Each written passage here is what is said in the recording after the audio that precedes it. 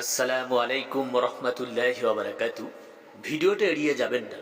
আপনি কি চান এদেশে কোরআনের আইন, আল্লাহর আইন প্রতিষ্ঠিত হোক? যদি চান লাইক দেবেন এবং কমেন্ট করে জানাবেন কারা কারা আল্লাহ তাআলার গোলাম আছেন এই বাংলাদেশে।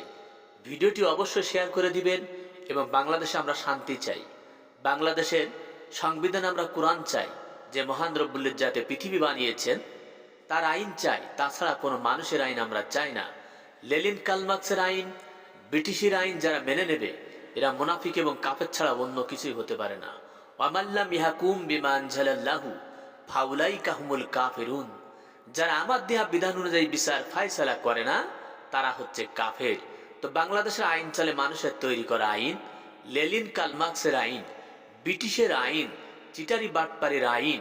তো দর্শক অবশ্যই লাইক করে কমেন্ট করে জানাবেন। কোরআনকে ভালোবেসে থাকলে অবশ্যই ভিডিওটি শেয়ার করবেন।